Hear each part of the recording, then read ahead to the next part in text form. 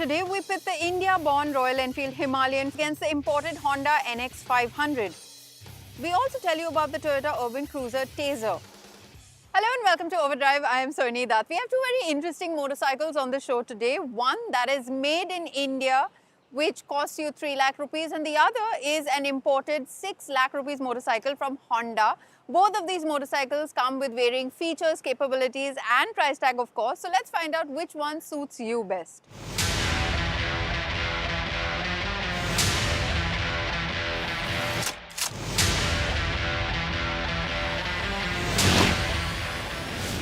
Now, when Honda came out with the NX500 earlier this year, it priced the motorcycle at 5.9 lakh rupees ex-showroom, which is kind of expensive, but still not a real shocker for those who know, because, well, this motorcycle, it cost a little over 20,000 more than the CB500X, you know, the model it replaces out here. But of course, it does come with some additional features and a different aesthetic. Now, like the earlier CB500X, this NX500 is meant to be your daily commuter motorcycle that's built for the city, and of course, it's also meant to tackle long highway jaunts with ease. But since we live out here in India and this motorcycle is costly, we want to see how this motorcycle fares against some thoroughbred Indian built competition. Cue the Royal Enfield Himalayan. Now, this motorcycle, the Royal Enfield, well, it is lacking a certain amount of capacity, power, and it obviously is down on one combustion chamber as well. But most importantly, it does cost pretty much half the price than that you would pay for the Honda. Now, we're out here to find out which motorcycle suits you best and which one does what better. Starting off with the designs and aesthetics of both these motorcycles. The NX500 has a lot in common with the older CB500X. It essentially is the same bike with a facelift and some new tech thrown in. But on the looks frontier, I'm not too sure if I like this one better because it's slightly boxy up front. Now, this one looks like a proper mile muncher as well, but the older bike had a sharper, better flowing design aesthetic. Well, that's according to me anyway. Now, the NX500 is a very road-biased machine, and you can tell just by the way it looks, because that half fairing up front, it's meant to deflect wind away from you while you're riding out on the highway, which is great. And then again, another telltale sign are the wheels. Now, there are alloy wheels at both ends of this motorcycle. That's a 19-inch up front and a 17-inch at the rear. And of course, the major street biased telltale sign is the 180 mm of ground clearance. That is great for when you're hitting the road, hitting the streets, but then again, not so much so when you're tackling off-road trails. And of course, if you do hit some of the rough stuff, you are going to damage some of the underside of that motorcycle because there is no protection at all. Now, the Himalayan on the other hand looks nothing like the bike it replaces from the Enfield stable. It's a lot more athletic looking, not as boxy as the older bike, and it appears ready to take on all sorts of terrain and elements. Now, coming to the Enfield, well, the Himalayan has minimalistic bodywork, and of course, it is ready for off-road just by the looks of it. And you can tell that the more capable machine because of the way the wheels are set up. That's a big 21-inch wheel up front, spoked of course, and you have a nice chunky 17-inch spoked wheel at the rear as well. Most importantly, you have a good 230 mm of ground clearance to play with, great for tackling trails off-road. So there's no denying that the RE looks more of a butch off-road ready bike, while the Honda comes across as a soft-roader of sorts. But then again, looks are subjective, and both these motorcycles have undeniable road presence of their own. Now, a cool feature about the NX500 has to be its 5-inch TFT screen.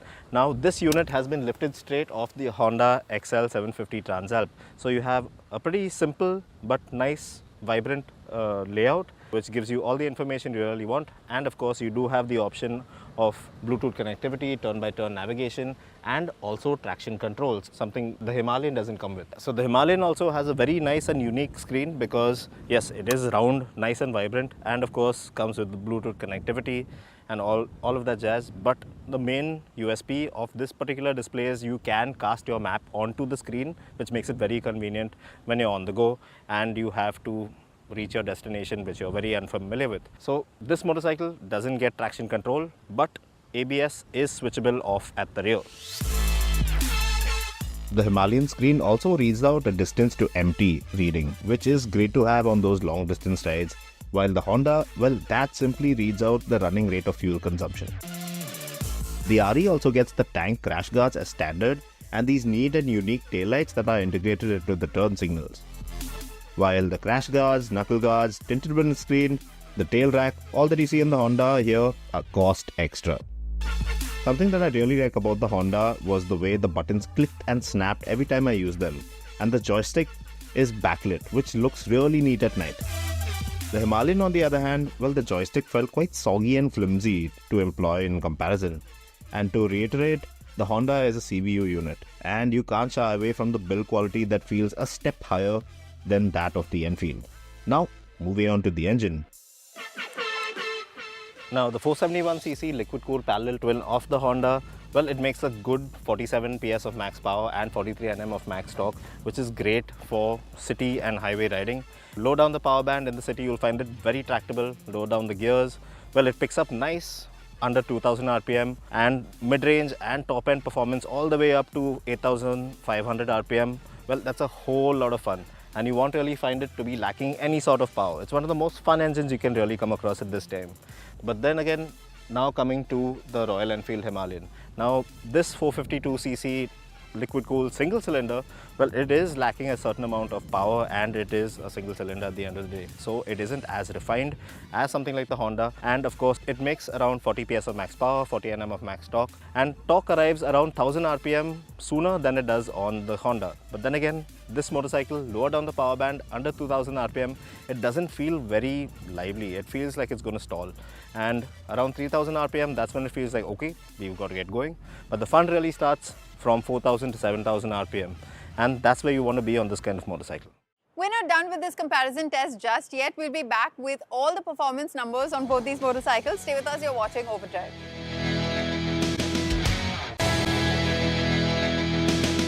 Welcome back, you're with us on Overdrive. Now, some might say it's not fair to compare a made-in-India Royal Enfield motorcycle with an imported and a more expensive Honda motorcycle. But we do believe that these two motorcycles are targeting the same audience.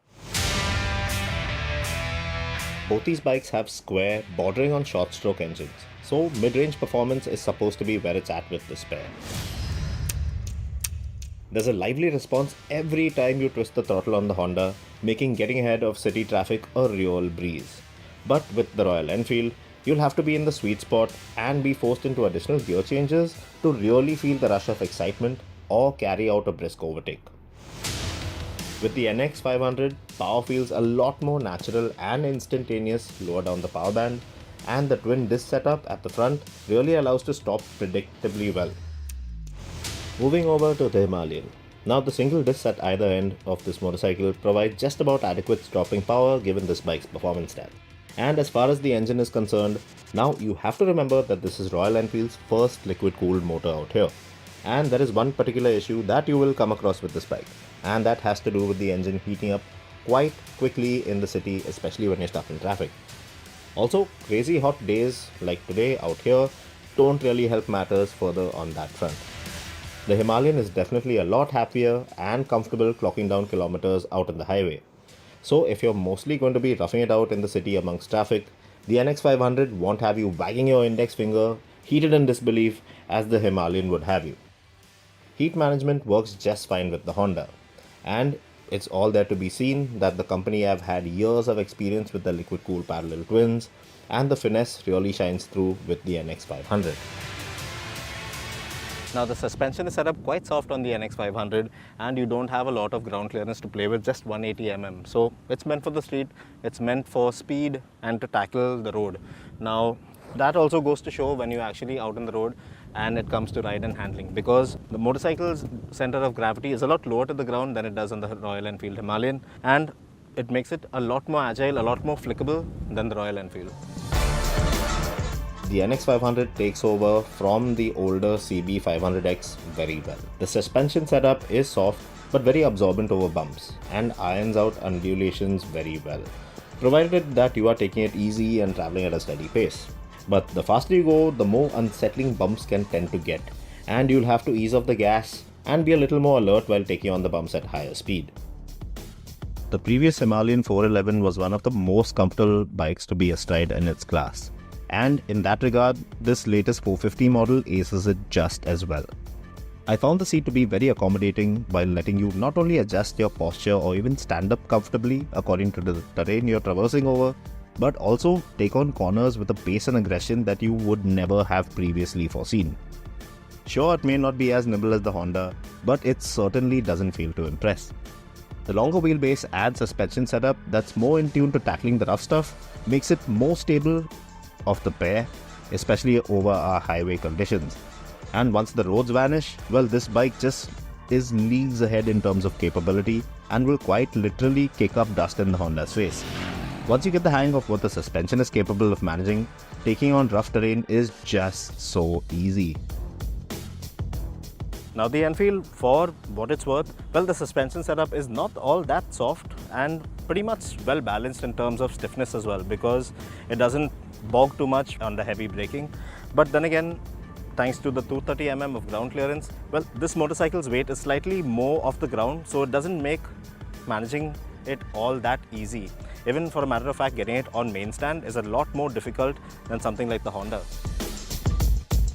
Alright, now getting aside the NX500, seat height is at around 830 mm, which is pretty manageable for my 5'9" frame. Both feet on the ground pretty comfortably. And coming to the Royal Enfield, well, the seat height stands at around 825 mm, but of course, look at that side stand, the way the bike tilts over. Getting on is a lot easier. So if you have to choose between these two, it all boils down to what you expect to accomplish astride your motorcycle. Now, most ADV bikes nowadays are hardly ever exposed to the challenging terrain they are built to master. Rather, they are bought for their styling and level of ride comfort they provide. Now the Himalayan, it looks handsome, has a good amount of features, and is the more comfortable bike to be on. And although it might be the more demanding of a motorcycle to ride between these two, well, it allows you to be a lot more adventurous in your biking life. But not so much fun in the city. So it's not flawless. Now the Honda, well, it feels very well put together, an absolute gem of a street and touring bike to have in your garage. It'll absolutely blitz past the Himalayan that's pinned at 140 km per hour down an open road, but as far as its range of capabilities is concerned, it's limited to the kind of terrain you traverse over. Once again, not exactly flawless. So the NX500, yes, it'll set you back by 5,90,000 rupees ex-showroom, which is steep, but then again, it is a CBU, so the build quality really nice. The engine, fantastic, really great, lively, enjoyable out on the road. Good for the city and on the highway, especially the suspension. Well, it will keep you comfortable all throughout, but not so much so when you tend to go slightly off-road and a bit adventurous. Now, coming to the Royal Enfield Himalayan, well, yes, pretty much half the price, because 2,85,000 to 90,000 rupees, well, good value for money. But then again, this motor, the engine, it does feel like you really have to work it a bit to get the performance you really want out of it. Not so much city friendly, I'd say, because low down the power band does tend to get little, well, unnervy. And of course, on blisteringly hot days like today, well, the engine does tend to heat up quite a bit, and that can be a pain. Now, like the name suggests, it's not meant for the city, more in tune with highway riding, and of course, very, very capable off the road. Now, would I buy a machine like this? Well, not at this point, because there are certain issues with this motorcycle that still exist today. Now, we have witnessed a couple of issues with well, connectivity for one, second being some switchgear issues, and of course the most prominent being the heating issue of the engine. But very capable machine. Should you buy one right now? I don't think so. As far as the Honda is concerned, yes, it is a very good and capable on-road machine, but then again, I wish it did come with stuff like the engine crash guards, which should have come standard as part of that 5.9 lakh package. Well, we'd like to hear your thoughts on this comparison test. Which motorcycle would you pick? Let us know in the comment section on our YouTube channel.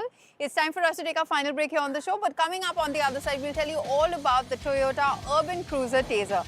Stay with us, you're watching Overdrive.